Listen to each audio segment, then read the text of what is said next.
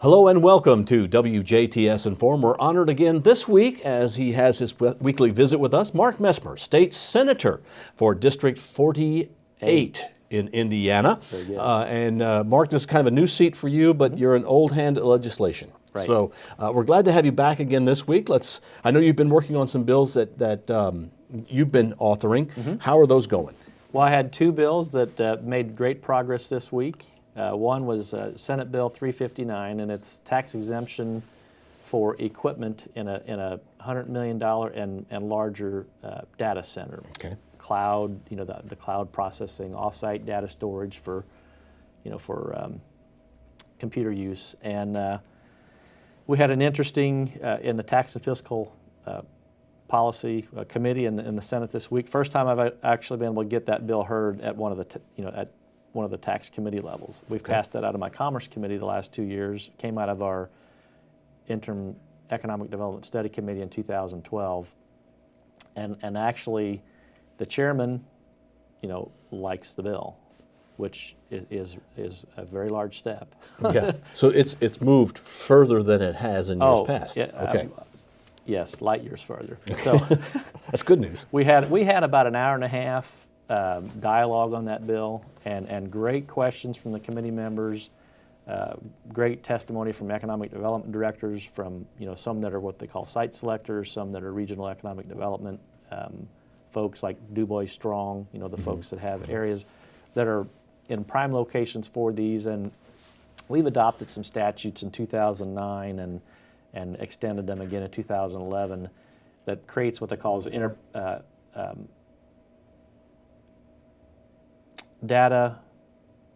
enterprise data zones, basically. Okay. Gives them some property tax breaks, in these areas, and we've had investments of $10 to $25 million data centers in those zones that have been created, but nobody's ever brought in the large projects, because when you put a 7% sales tax on a $100 million to $500 million to $1 billion Google or Amazon or somebody like that, they're going to go to the 17 states that don't tax. They treat that equipment just like we do manufacturing equipment. If you're a manufacturer in this state, if it deals with the production of your product, it's tax exempt. If you're a farmer and you've got farm equipment and it's part of the production process, it's tax exempt. And there are 17 states that treat that equipment as tax exempt, just like we do manufacturing and farming. We want to get those large 100 million and plus type sites to be tax exempt as well.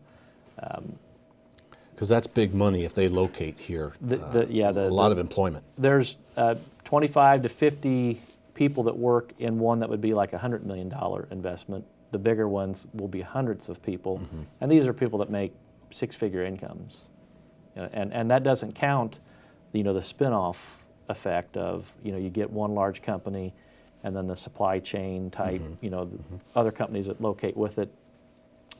So the question from one of the budget committee members who's on that tax and fiscal says, well, we don't want to give up the lost sales tax. And I said, Senator, in my calculation, 7% of zero is and always will remain zero. Because we're not getting it now. We're not getting it.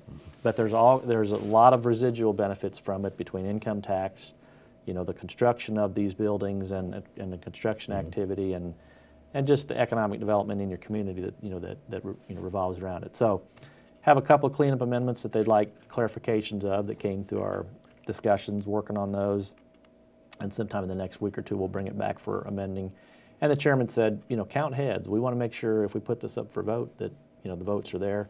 And out of the 13 committee members, I have firm commitments from, 9 for sure and probably 10. Okay. So very, very solid. Good. So great news on that one. And had to spend a little bit of time with the governor's budget folks and making sure they understood the project and the goal and the intent, and I think we're getting pretty close. So good news on that one. And the second bill that I'm just thrilled to death we actually got out of committee. It's the direct ship to consumers for from farm wineries. A bill that an issue and bills that I've been working on. Been supporting all the last 4 years that we've had House bills move on that, and we've never been able to get anything through the Senate Public Policy Committee. Well, it got a hearing, this week on Wednesday in the Senate Public Policy Committee. And here again, we had excellent discussion and debate for and against, who didn't like it, who did like it.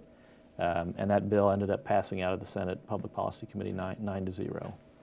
So then it will be up for... We'll take it to the floor for amending probably early next week if there's any additional... and there's one other, anytime you have an alcohol policy, there's always, people's interests that you have to try to keep balanced, and they're usually very, very delicately balanced. And there will probably be some tweaking we'll do on the floor to help, keep everything in check and try to keep everybody on the, all three, 3 or 2 to 3, heavy perspectives, and make sure everybody's satisfied as best they can be. Never going to make everybody totally happy, right. But it's a great bill in support of our Indiana farm wineries, and it's a great bill to our consumers in the state that if you want to buy wine from French Lick or Huber Winery or Wildcat Creek Winery in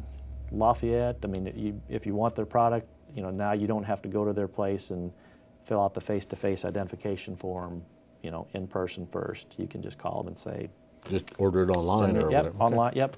Good. And there's third-party companies that do verification of your ID and very strict rules for UPS and FedEx. When they deliver that product, that it gets signed for by someone over 21, and so big hurdle cleared this week in Public Policy Committee, and I expect it to maybe might take a few twists and turns along the way, but I think there's pretty good support for that issue this year, and I think we should have pretty good results. That could be one of the early bills then that get passed all the way around. Yeah, possibly. Yeah. If the House decides to, I mean, they could even hear it in the first half. I mean, it depends on when it gets to the House and if they assign it to committee. But I would think even early in the second half of session that the House would move that bill pretty fast. Good.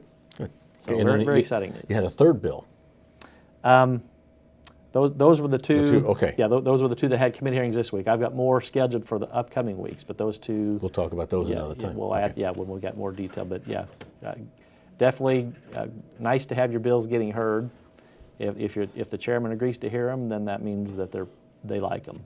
They typically, if they don't like them, they're not going to get a hearing. Well, and some things happen like that. Some things, even though they get a lot of press or a lot of talk, don't necessarily get too far. Correct. One of those right now might be a minimum wage has been proposed to have that changed, but you don't see that really going anywhere. I'm not going to say it's impossible, but I would say odds of that even getting a hearing in committee are probably zero. I mean, it could, but I would not expect.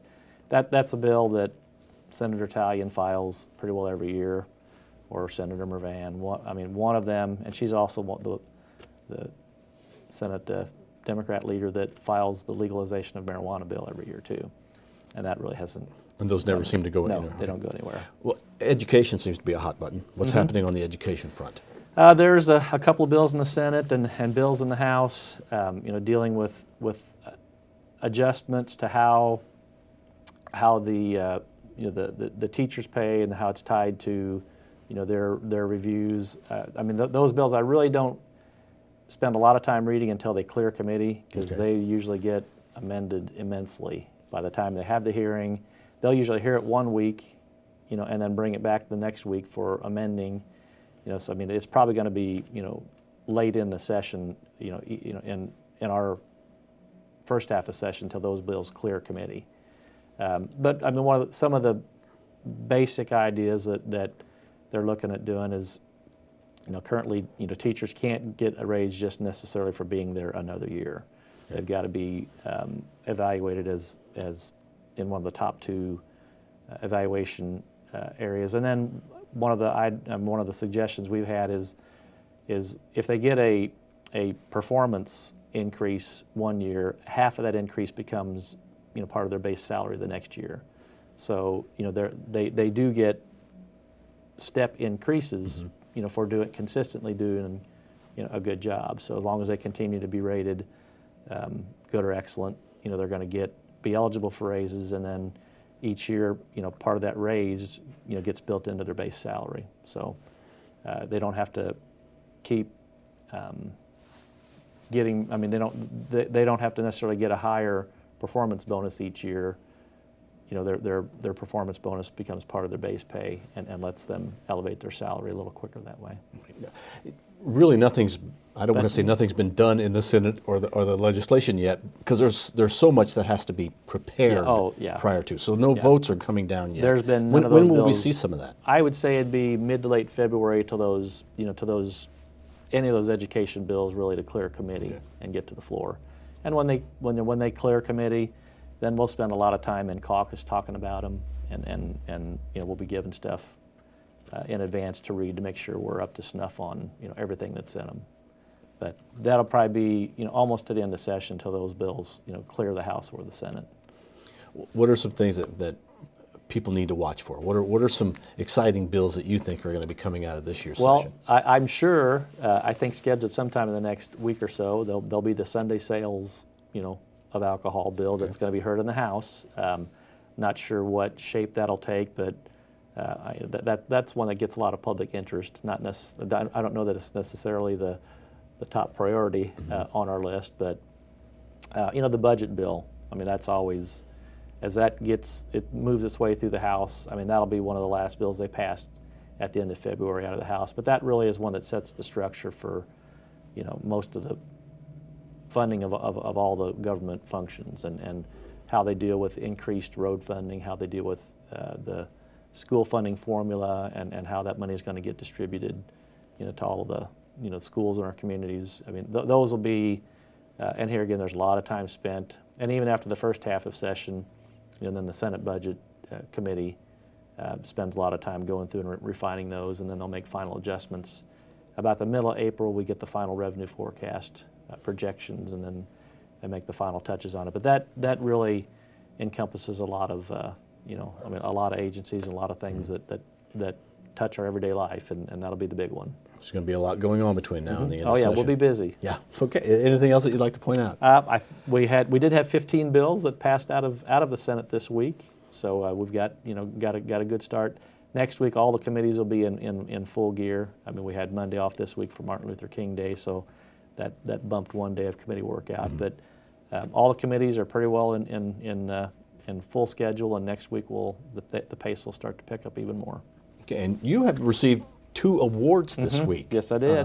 2 accolades from the American Kennel Association. Right. And the other one was from the Indiana Farm Wineries and Vineyard Association. Okay. Legislator of the Year awards from both of those groups this week. So that's pretty happy big stuff with for that. you. Yeah, congratulations. Thank you very much. Well, we're honored to have you here. Yeah. Well, Senator, thank you very much for coming in. You're very welcome. Our guest has been State Senator Mark Messmer, representing this area. Thank you for watching WJTS in.form. Join us again next week, as Mark will join us in the studio as well. We are WJTS, local people watching local people.